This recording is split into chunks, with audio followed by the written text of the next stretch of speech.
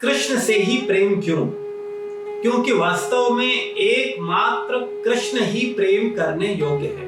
इस संसार में कोई भी वस्तु, कोई भी व्यक्ति या कोई भी भाव जो संसार के लोगों से हम करते हैं, वो संसार में हम प्रेम बोलते जरूर है, लेकिन वास्तव में इस संसार में प्रेम है ही नहीं। इस संसार में काम है। हमारा जिस व्यक्ति से काम चल रहा है, जितना ज्यादा चल रहा है, उस व्यक्ति से हम उतना प्रेम मानते हैं, ऐसा हम सोचते हैं। जैसे इस वर्तमान समय में, वर्तमान परिस्थितियों में, संसार में सबसे प्रथम रिश्ता दे रहे हैं हम पति पत्नी का। तो पति पत्नी के बीच में हम लोग देखते हैं कि हमको लगता है कि पति पत्नी से बहुत प्रेम करता है या पत्नी पति से बहुत प्रेम करती है, लेकिन वास्तविकता में इस रिश्ते में सबसे ज्यादा इस उम्र पर एक दूसरे की जरूरतों को पूरी करते हैं।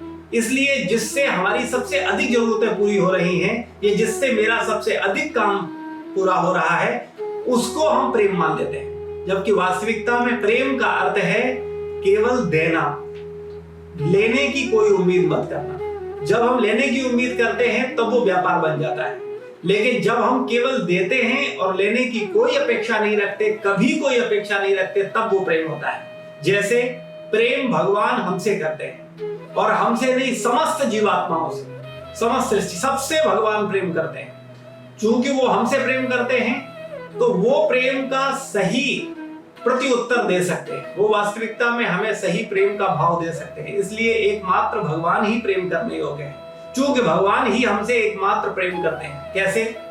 इसको ऐसे समझ सकते हैं, इस संसार में आप इस जन्म में नहीं, जन्म जन्मांतरों में जब जब आपने जन्म लिया है, तब तब आपके खाने की, पीने की, सोने की, रहने की व्यवस्था भगवान ने की है। और निस्वार्थ भाव से, चाहे आप भगवान का नाम लें चाहे न लें। ऐसा नहीं है कि कोई भगवान का भजन कर रहा है तो उसके लिए कुछ विशेष ऑक्सीजन है, और जो भगवान का नाम नहीं ले रहा है उसके लिए कुछ अलग व्यवस्था है।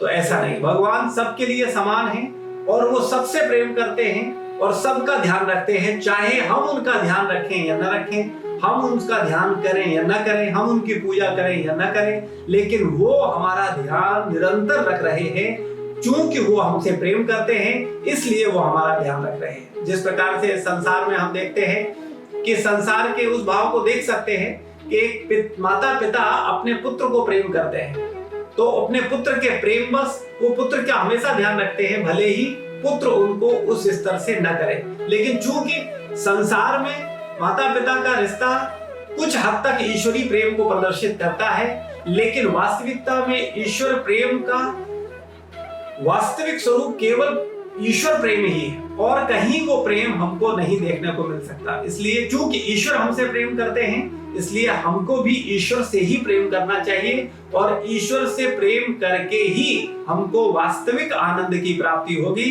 संसार में आप जो प्रेम समझ रहे हैं या जो प्रेम कर रहे हैं, उस प्रेम से आपको आनंद का प्राप्ति नहीं होगा, वहां आपको क्षणिक सुख की प्राप्ति होगी। तो अगर आप वास्तव में प्रेम करना चाहते हैं या प्रेम करने के उचित पात्र को ढूंढ रहे हैं, तो वो एकमात्र हैं भगवान श्री कृष्ण, पूर्ण पुरुषोत्तम भगवान। उनसे हम सबको प्रेम करना चाहिए। हरे कृष्ण।